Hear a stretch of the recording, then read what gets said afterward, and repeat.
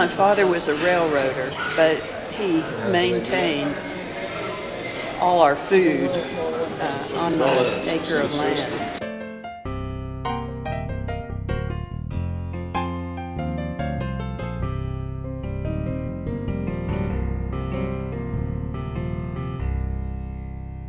He had an acre of land, and we had a cow that gave birth to a calf every year. So we had beef, and we had chickens, and we had pigs. And he had a lot that was the garden for vegetables.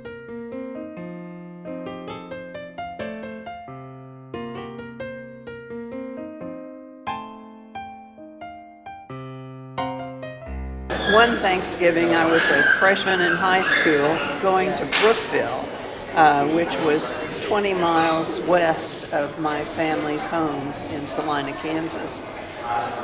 There was a big snowstorm on Wednesday, and we decided to spend the night in Brookville rather than to risk getting snowbound. But then we saw the snowplow, 2 teachers and myself that I rode with. And so we decided to follow the snowplow. There was 2 cars between us and a truck and the snowplow by the time we got in behind it. And we made it a mile out of Brookville, and the truck went sideways across our path. So we sat in the car for until midnight, and it was still snowing.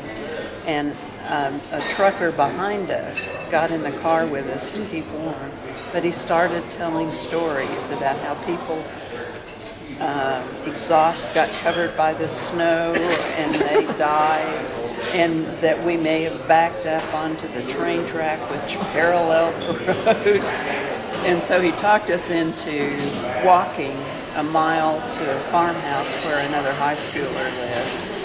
And all we could see was the tops of the telephone poles on the way. And he literally drugged forcefully the teacher, who was about 60 probably. The driver of the car was about 20. And she and I followed the path they made. And we got to the farmhouse, and the senior hadn't tried to come home.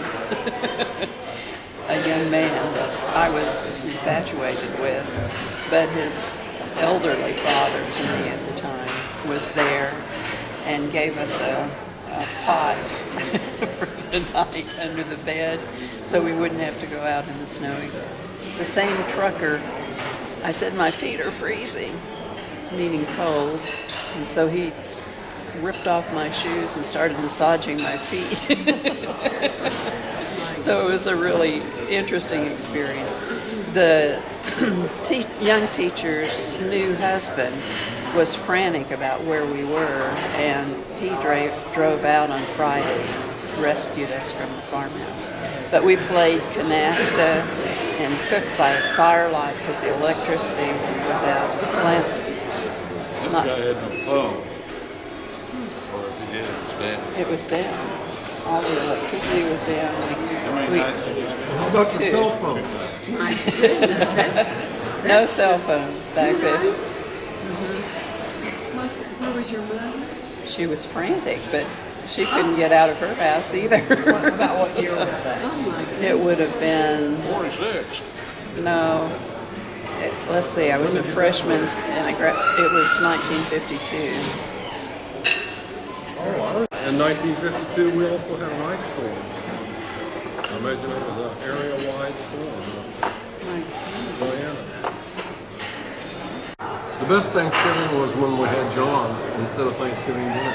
Well, actually, the Thanksgiving day wasn't too great for me, but the day after Thanksgiving, I married this one. Married? Good. That was Married. And that was the same year John was born. And, right. Joan couldn't come because I picked a date that was almost her due date, I guess. Lynn's Fredericksburg is a little Swedish town 20 miles south of where I was born, and I love it. It's a really neat town, but they had nothing open but a truck stop Thanksgiving evening, and so we ate at a filling station with fast foods. And we'd have Thanksgiving dinner in Salina, Kansas at another truck stop.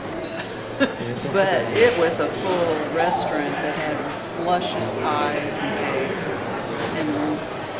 and good Thanksgiving foods.